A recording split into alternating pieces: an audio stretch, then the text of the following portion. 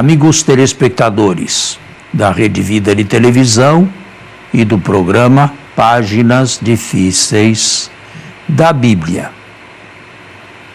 Com a graça de Deus e a sua permissão, nós estamos aqui todos os domingos. Em anos já longamente transcorridos, e acredito que este programa faça bem a muitos. Eu não me faço ilusões. Não é um programa, digamos, que atraia uma grandíssima plateia devido ao seu nível de explicação.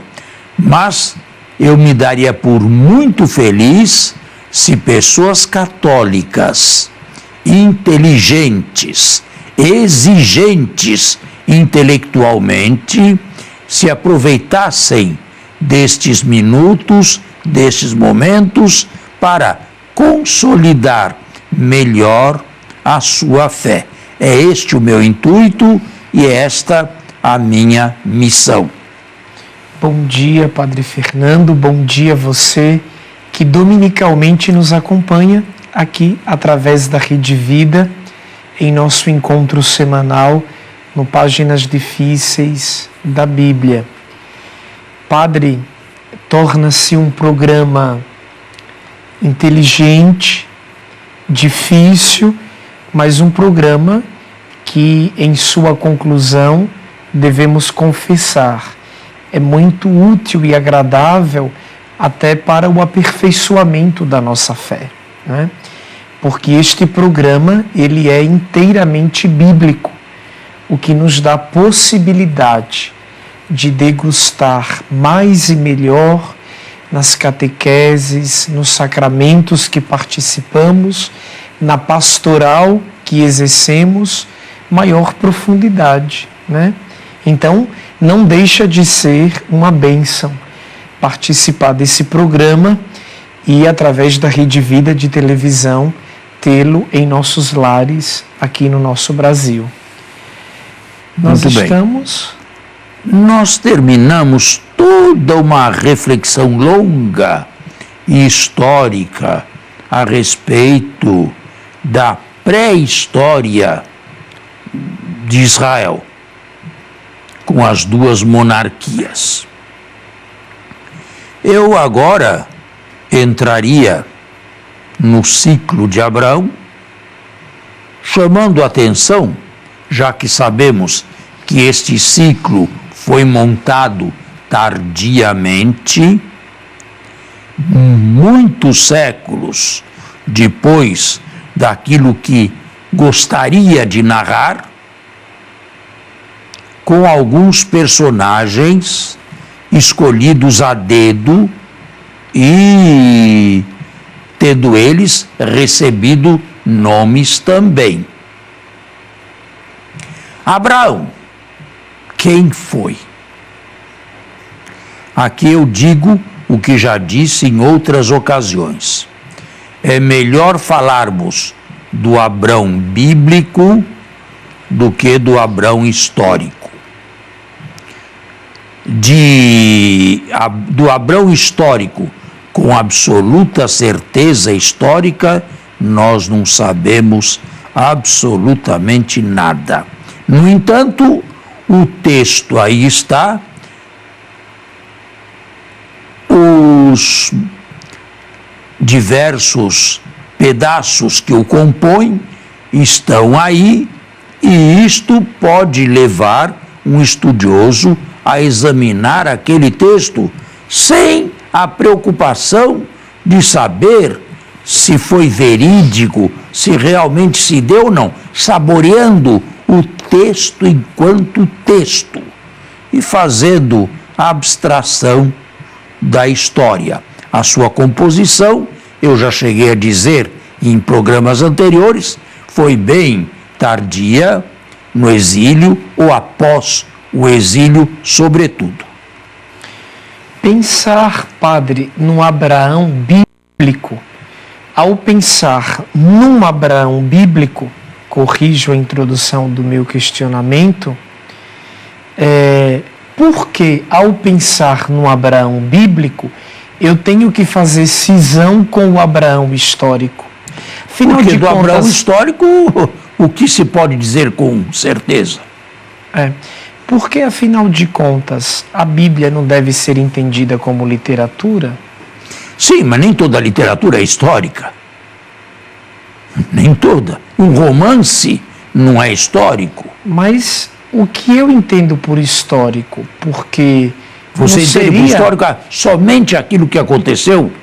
Então, é essa a questão, porque não seria um pouco anacrônico jogar para uma tradição do pós-exílio uma literatura e chamá-la de histórica ou não histórica? Mas não somos nós que chamamos de histórica. É quem tem cultura menor a respeito de Sagrada Escritura. Esses aí continuam até hoje, a meu ver, a defender a historicidade de Abraão como se ela fosse a base necessária, absolutamente necessária, para que o texto pudesse falar ainda hoje. Nenhum de nós tem esta certeza. E não podemos inventar história. Ou nós temos que provar, e nós provamos, ou então nada. Mas veja, os ciclos patriarcais se movem como se somente os patriarcas existissem no mundo. Não há nenhum nome nesses ciclos que possa ser encontrado na literatura coeva não bíblica. Nenhum nome. E do lado de lá também, nenhum nome que conhecemos pela literatura extra-bíblica daquela época é encontrado aqui. Portanto, não há como estabelecer um laço entre um trecho, entre um pedaço e o que sabemos de fora da Bíblia. Não pense que também lá fora da Bíblia, na literatura extra-bíblica, tudo seja histórico também. Claro que não. Neste caso, ao olhar para o personagem Abraão bíblico, o que eu tenho que colher na leitura, já que eu não sou capaz de encontrar nela uma historicidade de ser? E isto não seria mais importante também. Eu tenho que encontrar o quê? Uma mensagem catequética? Você tem que encontrar uma mensagem bíblica, em primeiro lugar. Quer dizer, fazer a exegese perfeita quanto possível e buscar mas seria já teologia bíblica, buscar a teologia do texto. Buscar saber o que o texto narra ao leitor hoje. O texto, não o que poderia estar por detrás do texto e que não chegou até nós de jeito nenhum. No caso de Abraão, 12 capítulos são dedicados a ele no seu ciclo? De 12 a 26. São Ou 12 a 25, melhor. Então, nesses primeiros capítulos, do 12 ao 25, onde Israel fala sobre Abraão, o que de interessante a gente poderia apresentar para o nosso público? Sua vocação, sair tudo aí da é interessante, terra. claro. Algumas peças são peças de grandíssimo valor. E são essas as mais utilizadas pela liturgia na primeira parte da Eucaristia, na liturgia bíblica, não é? Que vem antes da celebração eucarística propriamente dita. Você falou em vocação. É importante. Cada um de nós tem sua vocação e teve também a história de sua vocação. Aqui começa o ciclo falando da vocação não de um anjo, não de um herói, não de um semideus, mas de um pastor de gado miúdo, silencioso, honesto, humilde, bom, que Israel construiu para si, independente do resto todo, como exemplo a ser seguido e como alguém que pudesse figurar à frente da sua pré-história. Então Abraão foi preparado na literatura bíblica como aquele que reúne em si todas as categorias que um judeu precisava ter. Podemos dizer. Mais ou menos isso. Sobretudo, é um homem obediente a Deus, do início ao fim da sua carreira.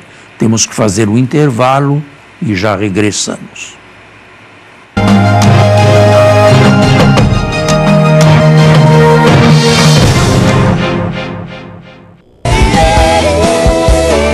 Uma observação ou não? Baseado naquilo que o senhor nos apresentou no primeiro bloco, então é como se o personagem Abraão, o Abraão bíblico, ele reunisse em si todas as categorias e predicamentos que um judeu devesse ter. Ou pelo menos que os judeus do pós-exílio imaginavam poder reconstruir de edificante na sua história passada.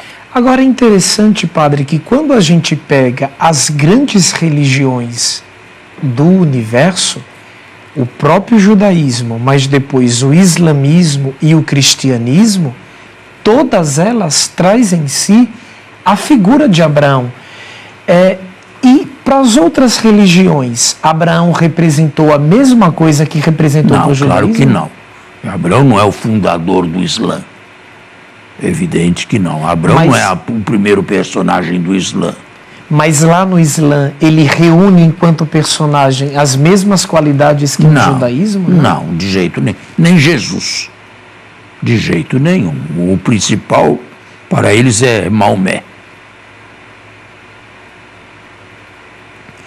A respeito da vocação de Abraão, é belo o texto. Abraão parte de Harã, da Mesopotâmia, da Síria, e percorre como peregrino, como andarilho, um país que, diz o texto sempre, lhe foi prometido por Deus, mas não obteve, enquanto vida, um palmo de terra, a não ser um sepulcro comprado dos heteus para sepultar a sua mulher e onde ele mesmo seria sepultado. Os judeus veneram esse sepulcro até hoje em Hebrom, o túmulo dos patriarcas. Ô padre, eu consigo perceber que já desde o início do ciclo de Abraão, como é o caso aqui da sua vocação, lembrando ao telespectador que nós estamos no livro do Gênesis, no capítulo 12, que há um elemento muito forte de migração aqui, de peregrinação. Abraão é apresentado no seio da história bíblica como uma espécie de peregrino, de ser que caminha. Quando Israel prepara isso na narrativa, através das tradições, Israel está vivendo em seu DNA esse aspecto de ser peregrino, padre? Ou nada a ver? O que significa ser estrangeiro? E existem muitas significações. Estrangeiro não é só aquele que vive num país que não é seu, num país onde não nasceu. Este também é estrangeiro, mas a palavra tem um alcance grande. os israelitas da época ou das épocas das monarquias sempre se sentiram estrangeiros. Por quê? Porque não adotaram, pelo menos de amplo respiro, as tradições locais dos cananeus. E então se pronunciaram assim, querendo se justificarem: nós viemos de outro lugar.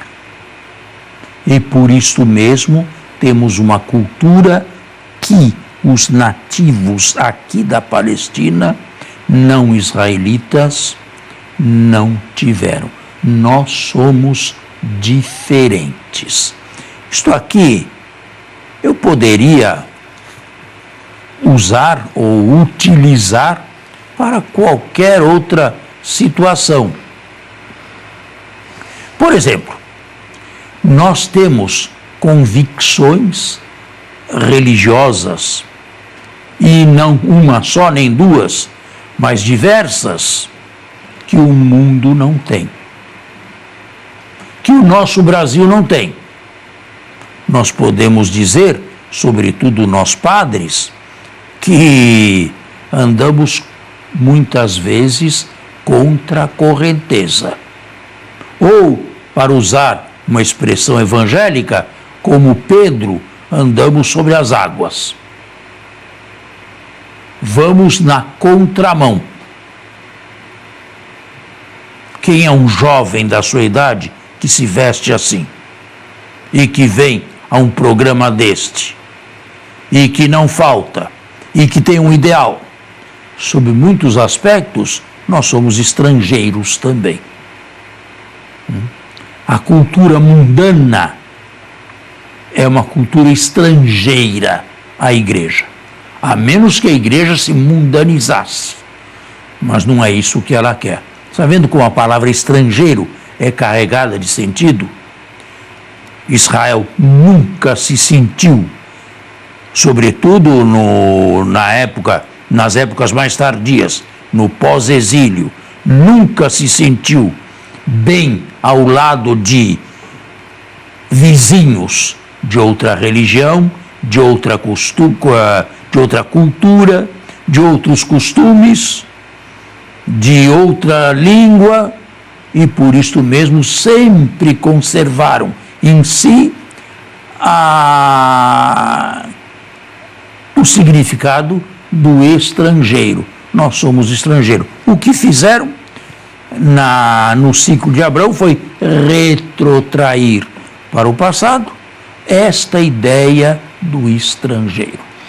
É muito interessante, padre, a sua explicação, e até atualizando, né, como o senhor fez, mas anteriormente o senhor nos comentou que Abraão, ele muito caminhou e Deus muito lhe prometeu, mas tudo que ele teve foi um túmulo para enterrar a própria mulher e possivelmente ali ser enterrado.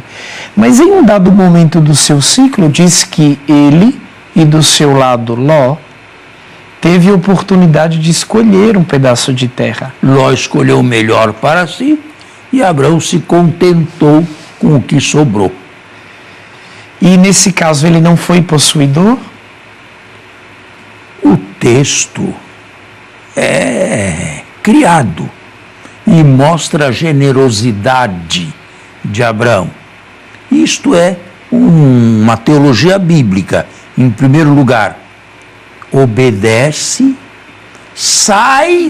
não apenas crê em Deus que lhe fala, mas sai da sua terra. Veja, aqui já está uma mensagem. A fé não é apenas teórica, ela tem que ser prática também. E, sobretudo, prática. Abraão poderia crer teoricamente em Deus e continuar tranquilamente em Harã, a sua casa, com a sua criadagem, mas não. Ele, movido por esta fé, no texto, sai de Harã e percorre uma terra estrangeira que nunca lhe pertenceu, segundo sempre o texto bíblico. E isto nos traz outra mensagem. Deus promete demais, mas o cumprimento das promessas de Deus retarda enormemente. O que nos prometeu Ele? A vida eterna em Cristo. Mas quando é que teremos isto? Como Abraão, peregrino, nós também peregrinamos na fé. Não estamos na pátria, de certa maneira no exílio ou na periferia, longe ainda do centro, e confiando nas promessas de Deus. E para chegar em tais realidades, no que se toca às promessas, no caso do mistério cristão, é algo que os olhos da carne não podem ver, né? Não. Porque quando é que seremos abraçados pelo Cristo? Só no mundo de Deus, né? Só. E, no entanto, você tem que viver sua vida inteira remando neste mundo contra a correnteza e esperando o dia de partir deste mundo. Enquanto isto, as promessas não se realizam. Pelo contrário, nós temos pela frente uma vida atribulada ou de muitas tribulações. E é o que Paulo já disse no primeiro escrito cristão que chegou até nós e que é a primeira carta aos Tessalonicenses. Muito bem. Certo? O texto também nos fala, padre, que Abraão teve longos anos de vida, uma expectativa de vida bem maior do que a Suíça, a Alemanha e países do primeiro mundo. Também isso não pode ser considerado do ponto de vista cronológico. Evidente que não. Isso significa simplesmente que ele chegou a uma plenitude de vida. No texto, ele chegou a uma plenitude de vida. Sobretudo, numa época em que não se tinha ainda ideia do que fosse o além, o após a morte, o que acontece.